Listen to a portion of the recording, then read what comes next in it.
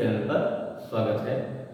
हम आज आप सभी के समक्ष NCERT हिस्ट्री क्लास 8 के इंडेक्स के बारे में बताएंगे और चर्चा करेंगे कि 8th क्लास की NCERT हिस्ट्री के किस भाग को कवर करती है। क्योंकि अगर हम किसी भी स्टेट PCS या IAS की तैयारी कर रहे हों और IAS की तैयारी में आप सभी को भली भांति विदित है, जानते हैं, जो सीरियसली तैयारी में इन्वॉल्व हैं वो जानते हैं कि NCERT का हमारे फाउंडेशन में क्या रोल है और इसका कितना अहम रोल है।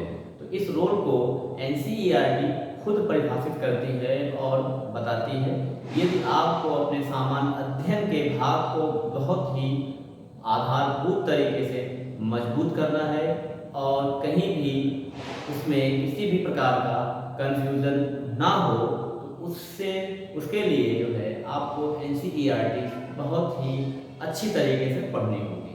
क्योंकि NCERT अगर हम सही से नहीं पढ़ेंगे तो हमारा जो बेसिक GS है, जिसको हम फाउंडेशन कहते हैं, वहाँ कहीं ना कहीं चूक हो जाएगी। और जब हमें हमारे सामने परीक्षा हॉल में, एग्जामिनेशन हॉल में क्वेश्चंस आएगा तो हमें ज्ञान के अभाव की वजह से वो क्वेश्चन बहुत ही कम प्रोबेबिलिटी से गलत हो सकता है। तो इसलिए अगर आप IAS या PCS या किसी भी ऐसे कॉम्पिटिटिव एग्जाम की तैयारी कर रहे हो जहाँ पर GS का एक बहुत ही अहम रोल है, NCERT को पढ़ना ना भूलें, NCERT को पढ़ें।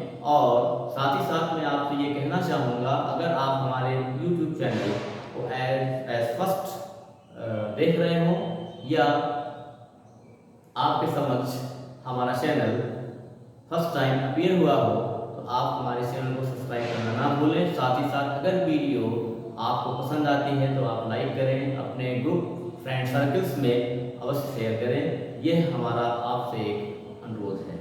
तो आइए देखते हैं कि आज हम क्लास 8 की NCERT, जो कि पुरानी NCERT है, क्योंकि CBSE ने रिसेंटली अभी NCERT को चेंज कर दिया है और उसमें कई सारे कंटेंट्स में चेंजेस हुए हैं। जैसे कि अगर अभी रिसेंटली हम बात करें तो क्लास 6 में पढ़ाई जाने वाली NCERT में हड़प्पा सभ्यता का नाम बदल दिया गया है।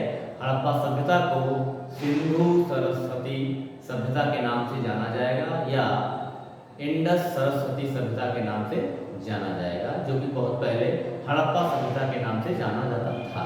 तो अगर हम बात करें NCERT, तो NCERT क्लास 8 की ये किताब है, आप देख सकते हैं। ये किताब जो है वॉल्यूम 1 है, भाग 1 है। इस भाग 1 में क्या है, आवर पास्ट थर्ड भाग 1, ये तो NCERT की किताब है। और इस किताब में अगर हम बात करेंगे तो हमें जो है बहुत ही महत्वपूर्ण बेसिक जानकारियाँ मिलेंगी। जैसे कि चैप्टर नंबर 1 है हाउ, व्हेन एंड वेयर, कब, कैसे और कहाँ। फ्रॉम ट्रेड टू टेरिटरी, आप समझ सकते हैं कि ट्रेड टू टेरिटरी की बात की जा रही है। ईस्ट इंडिया कंपनी ब्रिटेन से 1600 ईस्वी में आई थी और यहाँ पर उसने अपनी टेरिटरी, अपनी कॉलोनी को स्टैब्लिश कर लिया और भारत पर एक अच्छा खासा शासन किया और भारत के इकोनॉमिक, कल्चरल और इन सबको एक्सप्लॉइट किया। Ruling the country sides, tribals, refuge and the vision, when people rebel, इसमें 1857 की क्रांति का जिक्र किया गया है। कोलोनिज्म एंड सिटी, ये आपका NCERT भाग 1 क्लास 8 की किताब है। इसमें 6 महत्वपूर्ण टॉपिक कवर किए जाएंगे और इस टॉपिक में हम आप सभी को एक एक पॉइंट्स को डिटेल में बताएंगे। और इसी प्रकार NCERT का जो है भाग 2 है, आवर पास्ट पार्ट 2, ये बुक है, इसका रैपर थोड़ा फट गया है। और अगर इसकी बात करें तो इस किताब में आप सभी को जो है चैप्टर नंबर 7 से मिलेगा, क्योंकि चैप्टर नंबर 6 जो है वो आपका NCERT पार्ट 1 में था, यहाँ पार्ट 2 में है। Weavers, iron smelters, factory owners, civilization, the native, educating the nation, women, caste and the reform, the changing world of the visual arts, the making of the national movement 1870 to 1947, India after independence, Bharat आज़ादी के बाद। तो इसमें जैसे कि पूरा आपका देखा जाए तो क्लास 8 का जो है ये आपका मॉडर्न हिस्ट्री कवर करता है।